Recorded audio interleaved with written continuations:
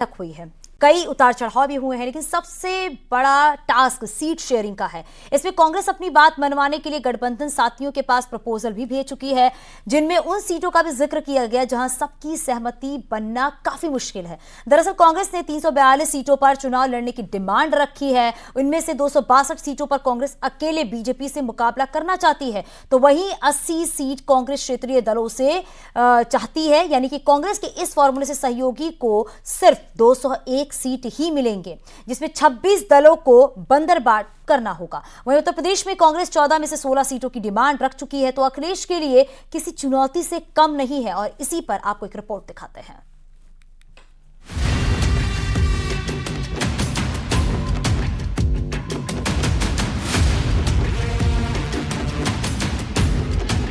ये कांग्रेस की नई रणनीति है, ये सहयोगी दलों की चुनौती है और यही वो मैजिकल नंबर है जिससे इंडी गठबंधन में विवाद भी तय है। क्योंकि 4 राउंड की बैठक और फिर नए साल के पहले दिन कांग्रेस की डिमांड अब क्षेत्रीय दलों पर पॉलिटिकल प्रेशर बढ़ाने के लिए काफी है। कांग्रेस 342 सीटों पर लड़ना चाहती है, अकेले करीब 262 सीटें कांग्रेस चाहती है, सहयोगी को सिर्फ 201 सीट देना चाहती है।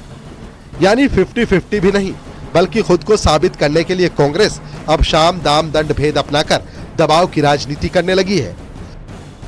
इन बैठकों के बाद एक बात तय हो गई कि कांग्रेस पार्टी लगभग 260 सीटों पर अकेले चुनाव लड़ेगी और 80 सीटें ऐसी होगी जिन पर वो इंडिया गठबंधन से अपनी मांग रखेगी कि एक बैनर तले कांग्रेस पार्टी के लिए चुनाव लड़े। लेकिन सबसे बड़ी खबर यह है कि देश के सबसे बड़े सूबे उत्तर प्रदेश से कांग्रेस पार्टी 14 से 16 सीटों पर तैयारी कर रही है। पार्टी सूत्रों का दावा है कि समाजवादी पार्टी को इस बात का संदेश दे दिया गया है कि वो 14 से उन 16 सीटों पर चुनाव लड़ेगी जिसमें 2009 लोकसभा चुनाव में कांग्रेस पार्टी को अच्छे तरीके से वोट मिला था।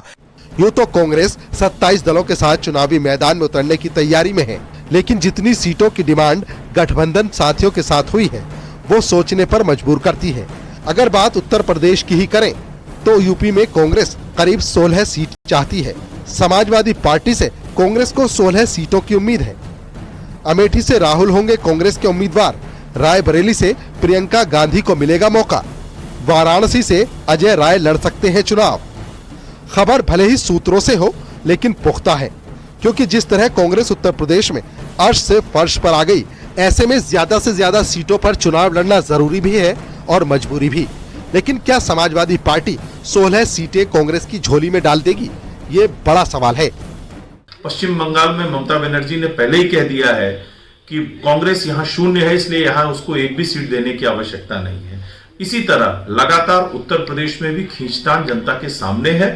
हकीकत यह है कि इंडी गठबंधन में उत्तर प्रदेश में कांग्रेस हो या समाजवादी पार्टी, इनके पास लड़ने के लिए उम्मीदवार मिल जाए यही बहुत मुश्किल है। सीटों का बंटवारा बहुत स्पष्ट है और मुझे लगता है कि कांग्रेस के भीतर भी ये सोच स्पष्ट है कि उन राज्यों में जहां पर उसका भाजपा से सीधा मुकाबला है वहां पर वो अकेले दम पे चुनाव लड़ेगी, और जहां पर जैसे कि बंगाल है, बिहार है, झारखंड है, उत्तर प्रदेश है, या और इधर दूसरी तरफ आ जाइए महाराष्ट्र है, इसके बाद जो छोटे और दूसरे राज्य बसते हैं जहां पर उसको दूसरे इंडिया के दलों से मुकाबला करना है। दरअसल अखिलेश यादव कांग्रेस को सिर्फ 2 सीटों पर समेटना चाहते थे और खुद 55 सीटों पर चुनाव लड़ना चाहते थे। लेकिन जिस तरह कांग्रेस की डिमांड बढ़ी है वो अंदरूनी घमासान के लिए काफी है। हालांकि उन सीटों का नाम भी सामने आ चुका है जहां से कांग्रेस अपने कैंडिडेट को उतारने की तैयारी कर रही है। नगीना, बाराबंकी, बिजनौर, नोएडा, फूलपुर, कानपुर, सहारनपुर, वाराणसी, अमेठी और रायबरेली। अब ऐसे में क्या अखिलेश यादव कांग्रेस की शर्तों को कबूल करेंगे या फिर मध्य प्रदेश की तरह कांग्रेस के खिलाफ समाजवादी योद्धा उतारेंगे जो हर सीट पर कांग्रेस का गुणागणित बिगाड़ने के लिए काफी होगा। Bureau report, news 18।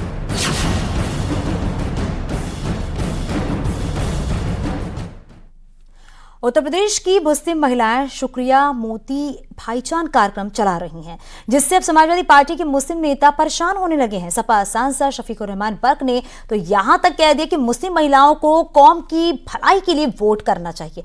ऐसे में इस बयान का 2024 में कितना फर्क पड़ेगा ये अलग बात है, लेकिन आंकड़ों पर अगर नजर डालें तो सारी कहानी क्लियर हो जाएगी। आपको एक रिपोर्ट दिखाते हैं।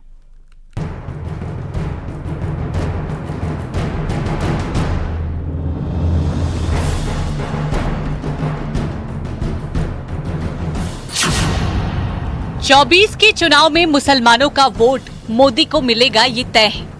इस बात की गारंटी भी है कि मुसलमान अब मोदी सरकार पर ही भरोसा कर चुके हैं और उन योजनाओं का भी लाभ ले रहे हैं जो पहले की सरकार में नहीं मिला। और यही से खेल वोट बैंक का शुरू होता है। मुस्लिम प्लस लाभार्थी ही वो वर्ग है जिस पर बीजेपी को पूरा भरोसा है, जिसे और पुख्ता करने के लिए शुक्रिया मोदी भाईजान कार्यक्रम जारी है। लोकसभा चुनाव की तैयारी में जुटी भारतीय जनता पार्टी मुस्लिमों को साधने की रणनीति पर लगातार काम कर रही है। मुस्लिमों के बीच में पैठ बनाने के लिए भारतीय जनता पार्टी जल्द ही तमाम तरह के चुनावी अभियान संचालित करेगी। इसमें धन्यवाद मोदी भाईजान करके कार्यक्रम का संचालन किया जाएगा। इसमें जो प्रधानमंत्री नरेंद्र मोदी ने मुस्लिमों को तमाम योजनाओं का लाभ दिया, इसके अलावा हर लोकसभा क्षेत्र में 1000 मुस्लिम महिलाओं के साथ में सम्मेलन किए जाएंगे। उत्तर प्रदेश में ट्रिपल इंजन की सरकार से विकास को और रफ्तार मिल चुकी है और इसे कायम रखने के लिए अभी से लोकसभा चुनाव की तैयारी शुरू हो गई है। लेकिन जैसे ही बीजेपी की नजर मुस्लिम वोट बैंक पर पड़ी, विरोध समाजवादी पार्टी से उठने लगे और खुद को मुसलमानों का रहनुमा समझने वाले जैसे नेता शुक्रिया मोदी भाईजान कार्यक्रम पर अजीब तर्क देने लगे कि ये जितनी भी चीजें जो सिर्फ लुभाने के लिए की जा रही हैं, वो मुस्लिम लेडीज के मिशन के भी खिलाफ हैं। जो मिशन ये चलाया जा रहा मोदी जी के नाम से, ठीक है, उन्हें इख्तियार है, वो अपनी मर्जी से जो चाहे सो करें, वो उनकी पार्टी है। लेकिन हम किसी के मोहताज नहीं हैं। हम अपनी लेडीज को बहरहाल हम तो यही समझाएंगे, उनसे यही कहेंगे कि भाई जो कुछ भी काम करना है मिल्लत के लिए करो, कौम की भलाई के लिए करो और मुल्क की भलाई के लिए करो, जो कुछ भी काम तुम्हें करना है। लेकिन किसी के कहने से गलत रास्ते पर मत जाना और गलत वोट का इस्तेमाल मत करना। अगर सपा सांसद वर्ग के तर्क को समझे तो यूपी में मुस्लिम आबादी 20% है। कुल मुस्लिम 3 करोड़ 84 लाख है, जिसमें से मुस्लिम महिलाएं करीब 1 करोड़ 80 लाख है। यानी यही वो वोट बैंक है जिसे समाजवादी पार्टी से लेकर बीएसपी और कांग्रेस अपना पेटेंट मानती रही। लेकिन 2014 और 2019 में मोदी सरकार बनने के बाद 3 तलाक कानून का ऐसा इम्पैक्ट हुआ कि मुस्लिम महिलाओं का वोट मोदी को भर भर कर मिलने लगा और कुछ ऐसी ही उम्मीद अब 2024 में भी है। बीजेपी से सभी वर्गों को बचने की जरूरत है। किसान, नौजवान, सबका रोजगार छीनने का काम कर रही है। केवल बड़े कॉरपोरेट घरानों के लिए काम कर रही है और नीतियों के नाम पर लोगों का साथ छल करते हैं। और मूल काम किसान की किसानी छीनना, बेरोजगारों को पैदा करना, रोजगार छीनना, यही इनकी मूल नीतियाँ हैं। मुसलमानों को साधने के लिए बीजेपी के इस अभियान पर विपक्ष की भी नजर है। अखिलेश यादव जैसे नेता बीजेपी की रणनीति से हैरान हैं और मायावती का दलित मुस्लिम कार्ड भी सिर्फ दिखाने के लिए है, क्योंकि इन आंकड़ों पर नजर डालें, 2014 में बीजेपी को मुस्लिम वोट 8% और मुस्लिम महिला वोट 4% मिला। 2019 में बीजेपी को मुस्लिम वोट 9% और मुस्लिम महिला वोट 4.5% मिला। यानी ये आंकड़े साबित करने के लिए काफी हैं कि मुस्लिम महिलाओं का वोट पहले 2014 और अब 2019 में भर भर कर सिर्फ मोदी को मिला। और इसी वोट प्रतिशत में इजाफे के लिए अब मुस्लिम महिलाएं खुद बीजेपी के साथ मिलकर अभियान चला रही हैं और संदेश दे रही हैं, शुक्रिया मोदी भाईजान, जिसे समाजवादी पार्टी हो चुकी है परेशान। Bureau report, news 18।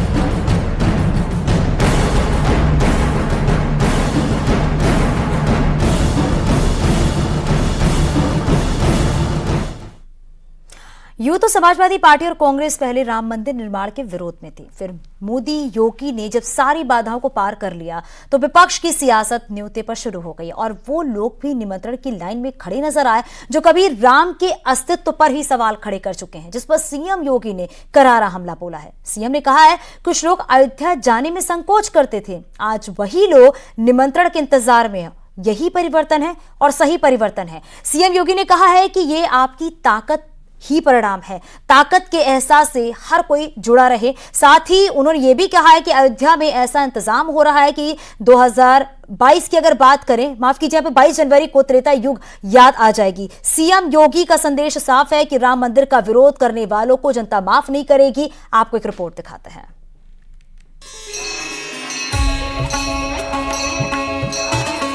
इस देश के सारे आदर्शों का पर्याय राम है। कण कण में राम है और हर सांस में राम है।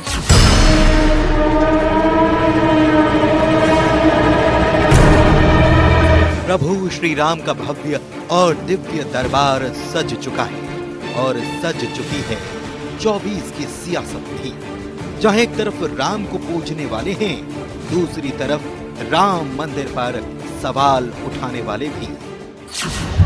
इस प्रकार की अभी हमें कोई जानकारी नहीं है और अगर आमंत्रण पत्र आएगा तो मैं उस पर जरूर विचार करूंगा। जाएंगे कि नहीं जाएंगे? आमंत्रण पत्र आएगा तब विचार करेंगे। ये वही स्वामी मौर्य हैं जिन्होंने राम मंदिर के अस्तित्व पर सवाल खड़े किए थे, लेकिन अब निमंत्रण को बेकरार हैं।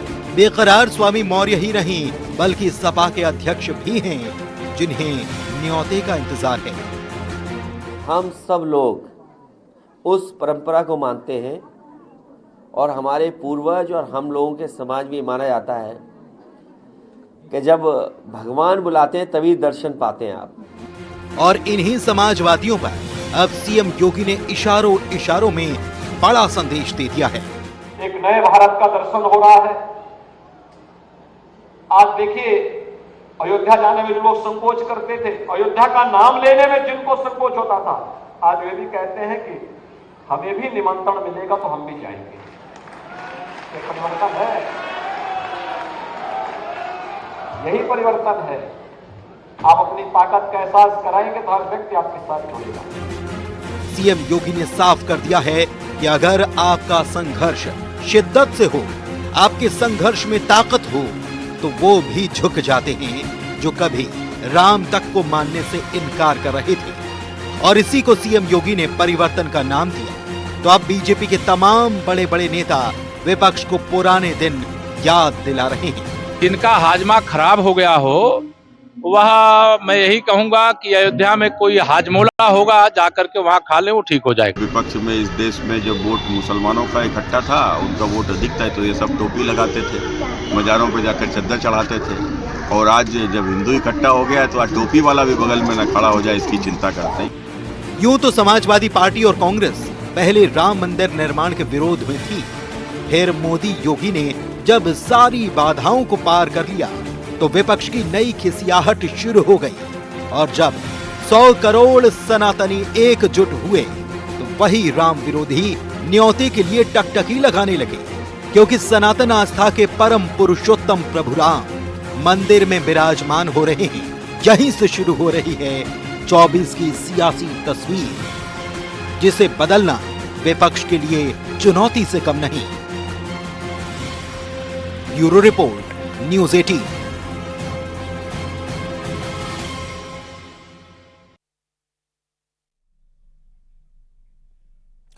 नए साल में अयोध्या से अलख जगी है और घर घर अक्षत यात्रा पहुंच रही है।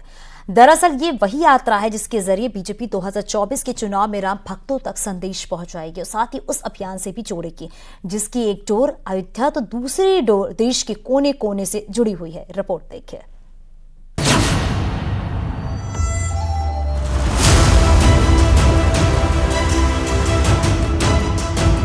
राम जी पधार रहे।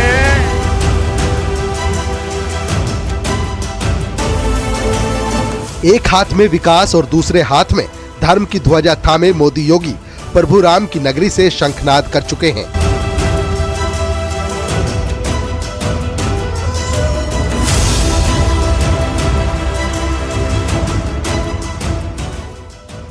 दशकों से टाट और टेंट में बैठे रामलला को महल जैसे भव्य मंदिर में शिफ्ट करने की तैयारी कर रहे हैं।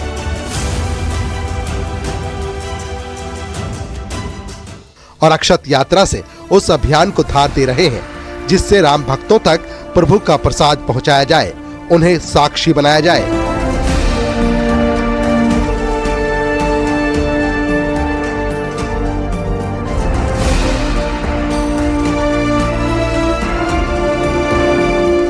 अयोध्या से शुरू होकर देश के कोने कोने में अक्षत यात्रा पहुंच रही है और राम भक्तों को संदेश दिया जा रहा है। कैसे मोदी योगी ने वो कर दिखाया जो 500 सालों में नहीं हुआ। कैसे डबल इंजन की सरकार सारी बाधाएं दूर कर रामलला को भव्य मंदिर में विराजमान करने वाले हैं। साथ ही इस यात्रा का मकसद चुनावी लिहाज से भी बेहद अहम है। अयोध्या की मुफ्त यात्रा का प्लान है। हर घर तक अक्षत बांटने का लक्ष्य है। बिहार में 20 दिन की लवकुश यात्रा चलेगी और यूपी में राम के नाम कलश यात्रा। ये सिर्फ यात्रा नहीं बल्कि मोदी के नाम 24 में दर्ज होने वाला विजयी पताका भी है, जिसकी एक डोर अयोध्या तो दूसरी डोर देश के कोने कोने तक बंध रही है। और यहीं से शुरू हो रही है मोदी योगी के नाम सनातनियों का अभियान। तो नए साल के मौके पर अयोध्या से पूजित अक्षर वितरण कार्यक्रम की शुरुआत हो रही है। इस कार्यक्रम के जरिए दरअसल देश के हर घर तक पहुंचने की कोशिश की जाएगी, अक्षत पहुंचाने की कोशिश की जाएगी और साथ ही राम मंदिर की तस्वीर पहुंचाई जाएगी। इसके अलावा एक ये पंपलेट पहुंचाया जाएगा जिसमें लिखा हुआ है कि जब आप आएंगे अयोध्या तो आपको किस प्रकार का राम मंदिर देखने को मिलेगा, कैसा राम मंदिर बनाया गया है। अयोध्या से शुरू इस अभियान में आरएसएस और बीएचपी की अहम भूमिका है। आगे भी खबरें जारी हैं और कहीं छोटे से ब्रेक के लिए आप बने रहे न्यूज़ 18 के साथ। आप देख रहे हैं न्यूज़ 18 उत्तर प्रदेश उत्तराखंड।